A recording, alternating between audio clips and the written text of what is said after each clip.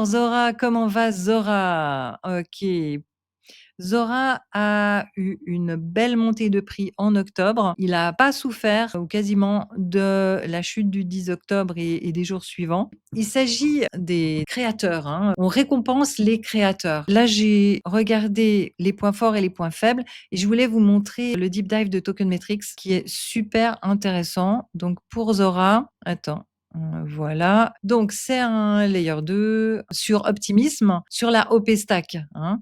Donc, ça veut dire qu'il a été créé avec les outils d'Optimism et il fait partie de toutes ces blockchains qui reversent une partie des frais de transaction ou des bénéfices, le plus élevé des deux, à Optimism. Et d'ailleurs, c'est pour ça que je suis bullish sur Optimism. Et Zora, le but, c'est de donner du pouvoir aux créateurs en leur permettant de faire des créations sur la blockchain et de faciliter la création, la distribution et le trading d'objets digitaux. Et ça inclut des NFT et ça inclut aussi des créateurs coins, c'est-à-dire des cryptos de créateurs. OK. Et des posts sur les réseaux sociaux qui sont tokenisés. Alors, ce que j'en retiens, c'est qu'ils ont déjà distribué 27 millions de dollars de récompenses aux créateurs. Ils ont des jolis chiffres. Ils font un focus sur les protocoles de médias on-chain. Ils sont très efficaces au niveau de la création qui coûte très peu bon marché en gaz. Ils font des innovations comme typiquement un post qui devient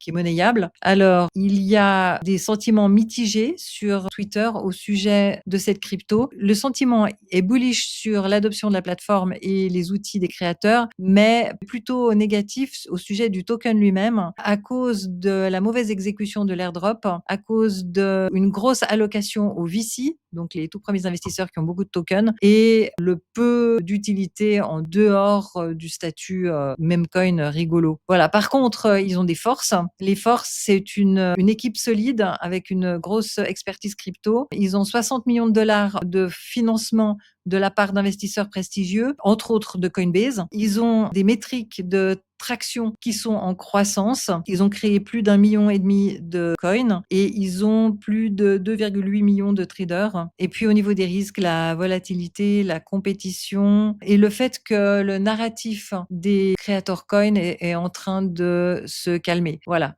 Donc là, je vous ai résumé tout ce qu'il y a sur Zora dans le résumé du document.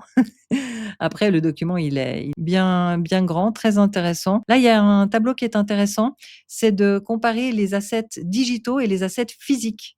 Parce que vous savez que les NFT peuvent représenter aussi des assets physiques. Donc ça, c'est très intéressant. OK, bien. Donc Zora, ses points faibles, c'est opportunité. Ça veut dire que là maintenant, la TVL est descendue, le prix est bien monté, donc il est plutôt temps de prendre des bénéfices. On a peu de personnes qui l'ont mis dans le portfolio par rapport au market cap qui est quand même déjà très élevé, hein. 461 millions pour un narratif qui est pas en vogue actuellement, c'est quand même beaucoup. OK, il y a 45% qui a déjà été distribué. Allons voir. Voilà le graphique ici. Ouais, on est au début d'une distribution. Il y en a plein qui viennent de commencer à recevoir. Non, je retire ce que j'ai dit parce que là, on va jusqu'en 2029 et là, ils ont reçu déjà depuis mars.